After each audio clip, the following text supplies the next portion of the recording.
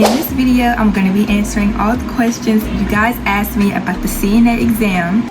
I wrote down a lot of the questions that you guys were emailing me about, so I'm going to answer them in this video. People were really asking me about how to prepare, like what classes do you need, and how to study. So as far as the classes go, for me, I had to take a semester of a CNA training program, and then once I passed that class, I had to take a medical terminology class. The CNA training program will teach you scope of practice, patient care, how to communicate with the patient, different religions and different cultures. You might actually go into a nursing home and work with actual patients. For medical terminology, I don't know if a lot of people have to take it separately, but I did. You learn all of the abbreviations and you learn the breakdowns of words, what are the meanings of prefixes and suffixes of medical terminology. You would learn that BP means blood pressure and R means respiratory. You will also learn what hematology means, oncology, things like that. You really just practice breaking down the words and what does each part of that word mean so you can understand what's wrong with the patient. I think that some training programs, they offer medical terminology and actual training at the same time, but for me, I had to take it separately. I really do suggest taking medical terminology because it really will help you learn what's going on when you're charting and when you're learning about a patient and when you get reports. Studying for the CNA training program was not hard at all. If anything, I learned a lot of stuff in the actual class and I could just ask questions there. For medical terminology, I just had to study on my own. So I was making flashcards, I was looking up Quizlet, I was doing things like that because I was taking it online. I didn't have a teacher there to get immediate feedback, so I had to learn all of the terminology on my own. Yeah, that's really all I can say about that. You really you gotta find your own study routine and your own study tactics when it comes to medical terminology. They can't really teach it to you, you kind of have to memorize it. So that's how I studied for the actual classes that I had to take. And of course, you pass those classes, and after those classes are passed, you can go in and submit an application for the CNA exam. Since I'm in the state of Georgia, I took my exam through Credentia. In my last video, I taught you guys how to actually apply for it. Once you make the Credentia account and you go in there, you should be able to start new application or something like that, and then once you press it, you put all of your information in, and then your instructor has to approve that application. I didn't know that at first. I went 2 months pending. I was like, why is my application pending? What am I waiting on? But come to find out, the instructor of your training program has to approve your Credentia application. Then once it's approved, you can go ahead and schedule your exam. I think you have to take the written exam first. I don't know, but I think you have to take that one first, and then once you pass that one, you can take the skills exam. I think that's how it went. To study for the written exam, I used this lady on YouTube. She makes 30-minute videos and she has about 60 questions in each video, and those questions were exactly like my exam. For the written portion, I say that you need to know infection control, all of the abbreviations and conversions, patient rights, and scope of practice for a nurse aide. Those 4 things will help you tremendously, and that's going to be majority of your test. You won't need a calculator, you won't need a pencil and paper, you won't. Like, you might have a little bit of math, but it's only tricky if you don't know your conversions. So if you don't know cc's to mls or mls to cups or things like that, if you don't know conversions, at least cup, pint, gallon, those type of things, if you don't know basic conversions, you're probably going to be struggling. If you watch my last video, I put everything you need to know in the description box, all of the abbreviations and all of the conversions, so you can just go look there and it's already there for you to study. So yeah, majority of your test is probably going to be patient rights and infection control. Like, they're going to make sure that you know to wash your hands. They're going to make sure that you know to give the patient privacy. It's really common sense, but like I said, those 4 things will definitely be majority of your test. For the skills exam, you really want to make sure that you know all of the skills. Like, I use this man, his name is Xavier. I'm pretty sure that his YouTube is XY Nursing. I watched all of his videos. He had a whole Credentia playlist and I watched it over and over and over. Even when I was eating, I watched his YouTube videos. I used everything he said line for line. He gives tips, he shows you how to do it, and his videos are like no more than 3 minutes. People were also asking me what to expect for the skills exam. So for me, the skills exam was pretty easy. Some of the skills that I had were on another student, and then some skills that I had were on a mannequin, just depending on what it is. I know I had to put on an elastic stocking, and I used a mannequin for that. And then I know I had to do transfer from bed to wheelchair, and that was the actual person. I also had blood pressure, which was a person. I had hand washing, and then I also had position on side, which was a person.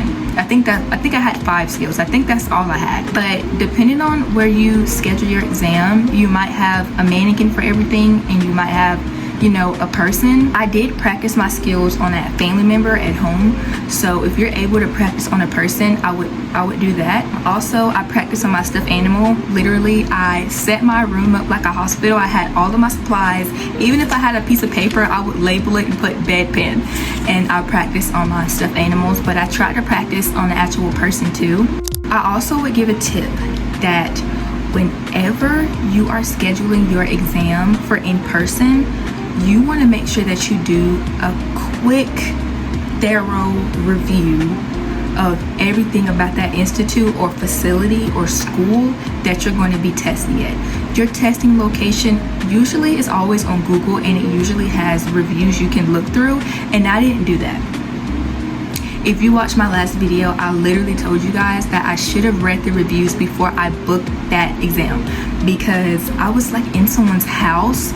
It was set up like apartments, and then I went into like apartment A, and when I went in there, I walk up the stairs, I turn left, and I'm in someone's living room. Like, there's a couch and everything, and then I go into a bedroom, and the bedroom is set up like a hospital. Like, it was a hospital bed there, a mannequin was on the bed, it was a sink inside of the room, it was a shelf full of linens, gowns, PPE, everything you would need, but it just wasn't professional. Even my instructor wasn't professional. Everything I experienced on exam day was exactly like the review said, and if I would have read the reviews before, I probably wouldn't have booked that institute.